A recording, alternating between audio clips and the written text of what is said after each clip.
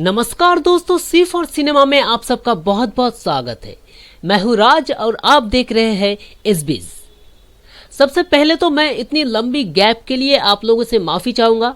मेरा कुछ निजी प्रॉब्लम था जिसके लिए इतने दिन मैं वीडियो छोड़ नहीं पाया, लेकिन फिर से आज से आपको फिल्म मेकिंग की हर एक पहलू के बारे में विस्तार से वीडियोस मिलता रहेगा। आज मैं आप लोगों को बेसिक स्क्रीन राइटिंग टेक्निक्स के बारे में बताऊंगा। पहले ही स्क्रिप्ट राइटिंग के बारे में मैंने काफ़ी सारे वीडियोस बना के रखे हैं। उम्मीद है उन वीडियोस से आपने स्क्रिप्ट राइटिंग के बारे में बहुत कुछ सीखा भी है।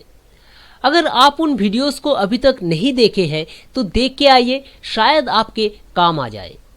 और अगर आप हमारे चैनल में नए हैं तो प्लीज़ हमारे चैनल को सब्सक्राइब कर लीजिए, क्योंकि यहाँ पे आपको ऐसे ही फिल्म मेकिंग और स्क्रिप्ट राइटिंग से रिलेटेड वीडियोस मिलती रहेगी।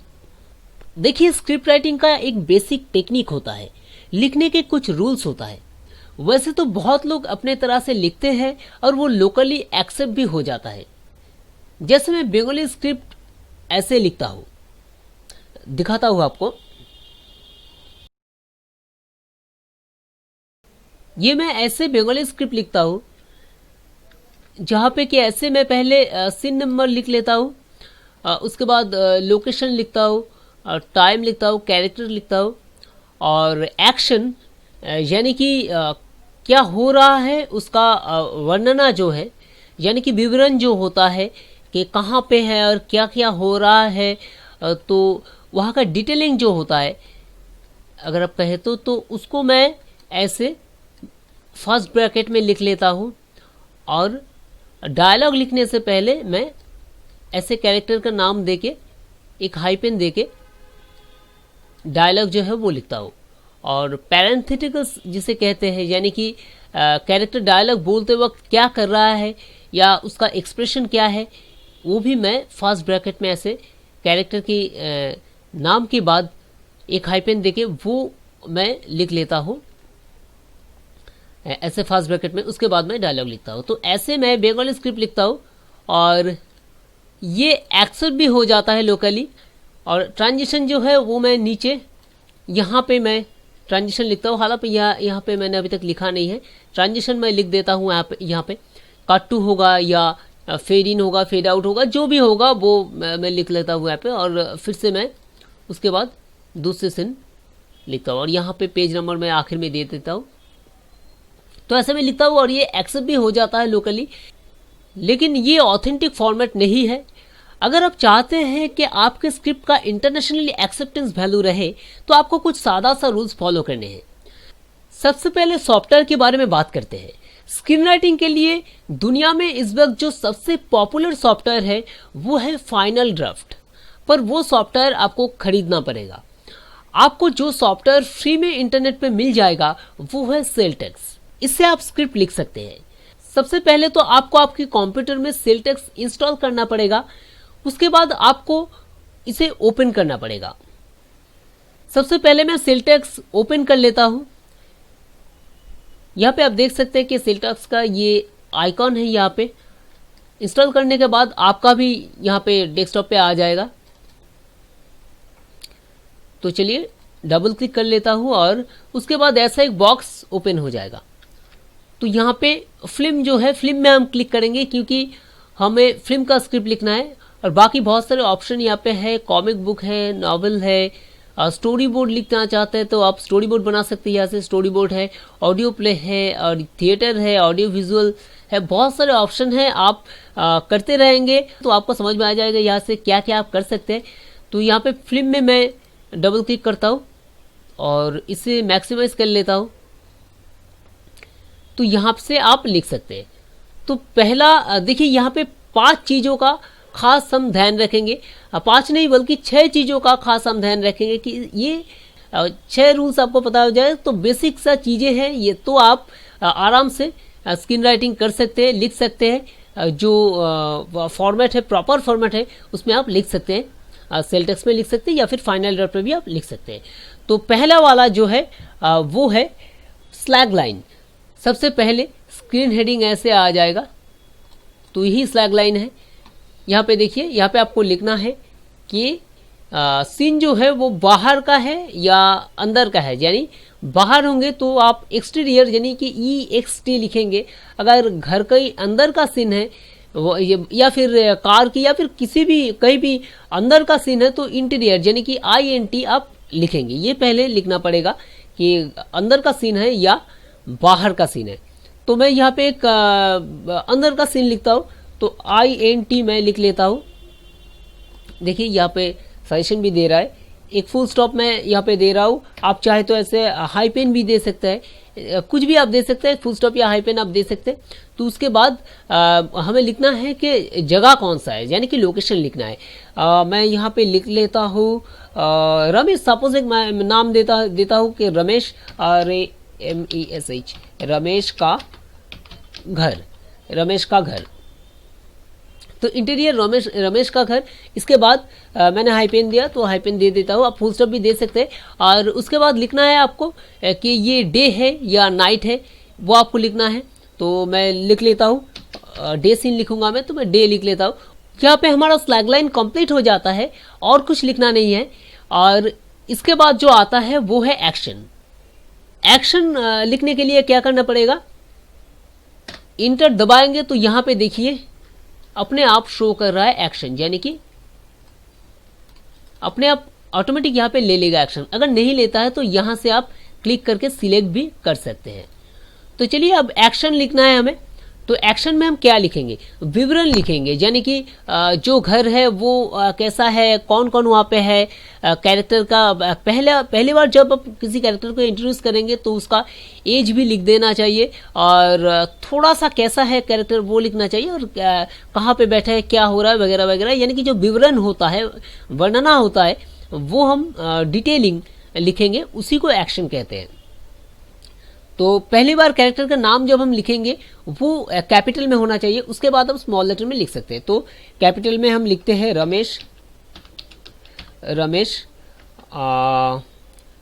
35 to 40 age, smart young man, उसके दोस्त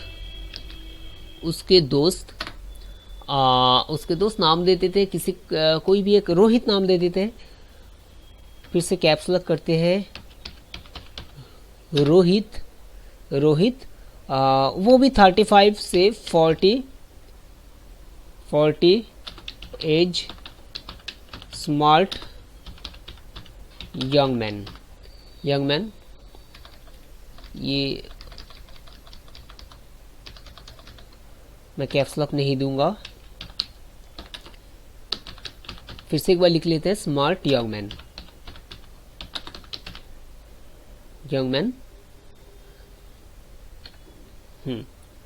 तो उसके दोस्त रोहित, तो ये ब्रैकेट में दे देते हैं क्योंकि यहाँ पे सेंटेंस कंप्लीट करना है हमें।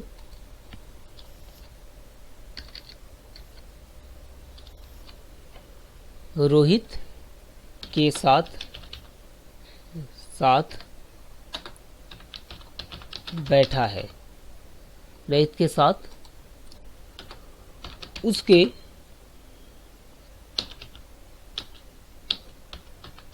ड्राइंग रूम में बैठा है। तो ये हो गया हमारा एक्शन। तो रोहित और रमेश जो है, जो दो दोस्त रमेश के ड्राइंग रूम में बैठा है। तो अगर आप चाहे तो इससे ज़्यादा भी आप लिख सकते हैं कि सोफे पे बैठे हैं या कहाँ पे बैठे हैं, या फिर कुछ वो सिगरेट पी रहे हैं, या फिर खिड़की खुली हुई है, जो भी चाहे आप, अगर डिटेलिंग चाहे तो आप यहाँ पे लिख सकते हैं। तो मैं बस समझाने के लिए आपको इतना ही लिख रहा हूँ, और बहुत ज़्यादा लिखने की ज़रूरत नहीं।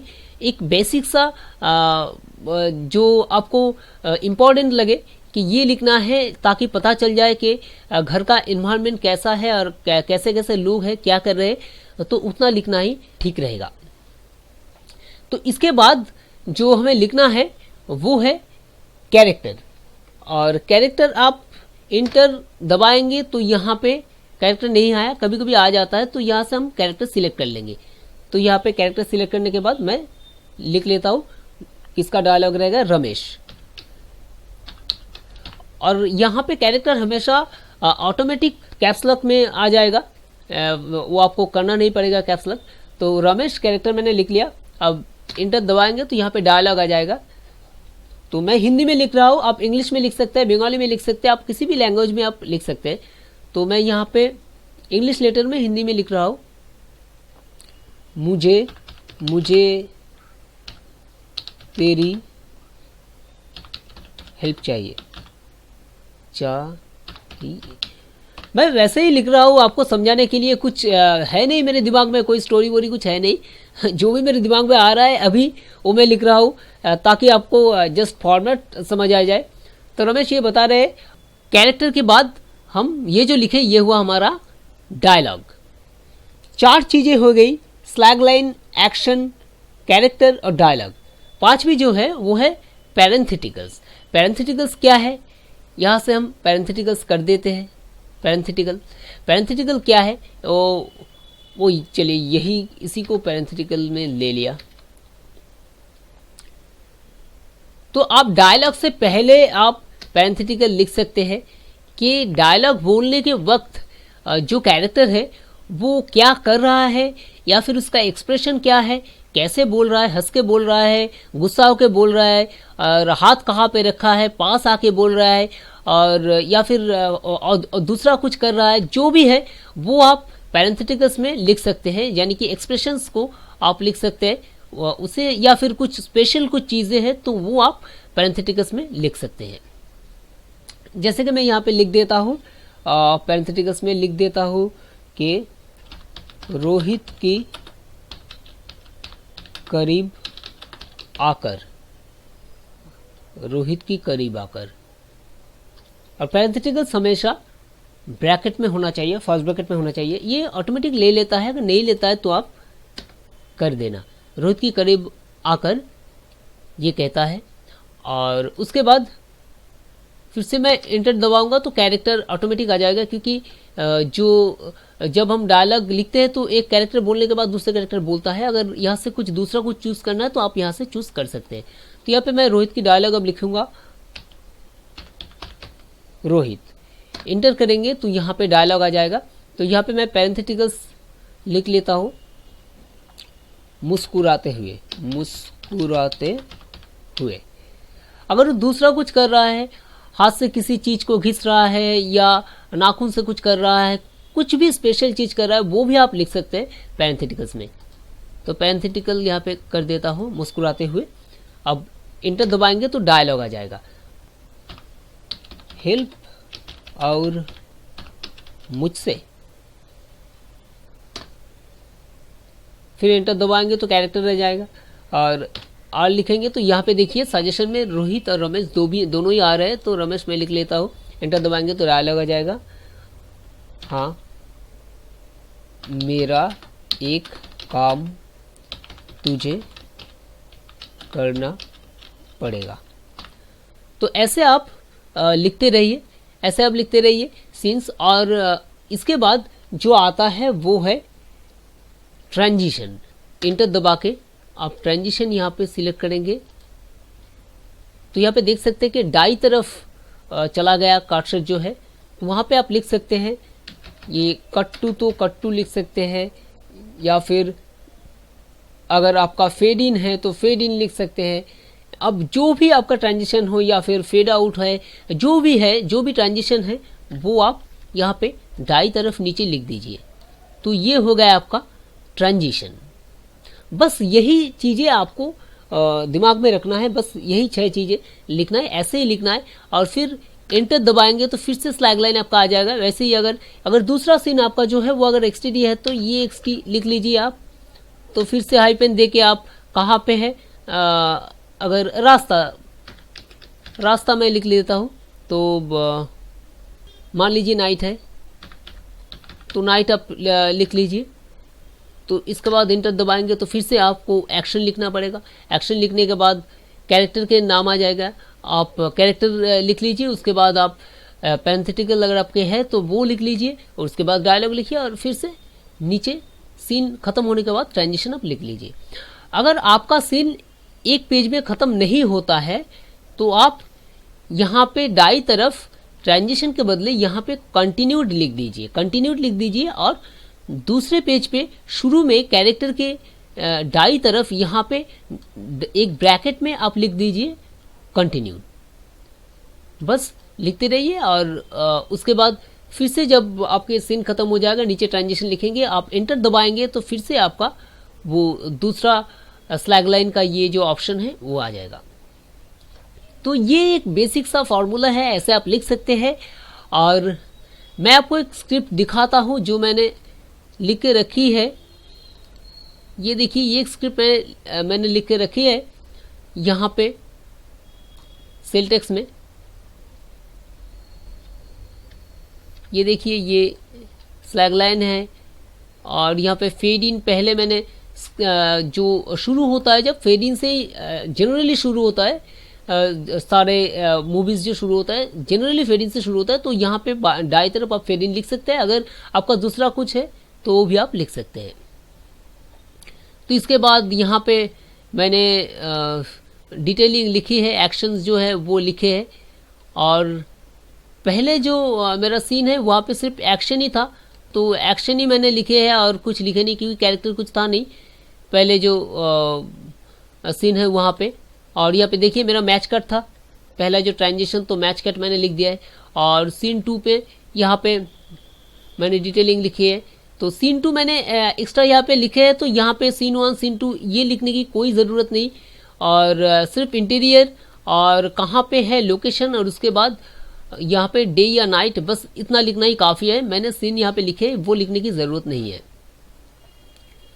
तो उसके बाद देखिए पहली बार मैंने कैरेक्टर इंट्रोड्यूस किया तो यहाँ पे कैपिटल रखा है और उसके बाद मैंने एक्शन लिखे हैं। और इसमें भी ये जो बहुत डिटेलिंग है, यहाँ पे डायलॉग है ही नहीं कुछ, तो सारे एक्शन हैं। अगर डायलॉग नहीं रहेंगे तो सारे एक्शन ही रहेंगे, तो वो मैंने लिखे हैं। और फिर से यहाँ पे जे कट था मेरा ट्रांजिशन, तो वो मैंने लिख दिया। तो ऐसे मैंने पूरा लिखे हैं एक के बाद एक सीन। और यहाँ पे देखिए बाई तरफ सारे सीन्स मेरे यहाँ पे आ गए। ये एक शॉर्ट फिल्म है, शॉर्ट फिल्म का स्क्रिप्ट है, तो यहाँ पे सारे सीन्स आ गए। और यहाँ पे किसी भी सीन नंबर पे अगर आप एक बार पूरा स्क्रिप्ट लिख लेते हैं तो आपको कुछ चेंजेस करना है या फिर देखना है तो आपको या ढूंढना नहीं है, यहाँ से आप क्लिक करेंगे तो देखिए मैंने 8 नंबर सीन पे क्लिक किया, ऊपर 8 नंबर सीन आ गया। तो जिस भी सीन नंबर पे आप क्लिक करेंगे वो चाहे 100 120 70 80 जितना भी आपका सीन हो तो वहाँ पे आप पहुँच जाएगा आराम से, कोई दिक्कत नहीं। अब 12 नंबर पे क्लिक किया तो यहाँ पे देखिए 12 नंबर सीन आ गया। यहाँ पे देखिए 4 नंबर पे क्लिक किया तो यहाँ पे 4 नंबर सीन आ गया। तो ये एक यहाँ पे आसानी होती है लिखने के बाद। और यहाँ पे कैरेक्टर भी आप लिखेंगे तो यहाँ पे आप कैरेक्टर भी आपका आ जाएगा, जो भी कैरेक्टर है। यहाँ पे मेरे एक ही कैरेक्टर है तो वो एक ही दिखाएगा। और यहाँ से आप बहुत कुछ ऐड कर सकते हैं, एक्टर, एडिशनल लेबर, एनिमल अगर आपके कुछ है तो वो, कैमरा, सीजीआई अगर है कुछ, जो भी बहुत कुछ आप ऐड कर सकते हैं। आप यहाँ पे देखिएगा तो आपको बहुत कुछ यहाँ पे मिलेगा।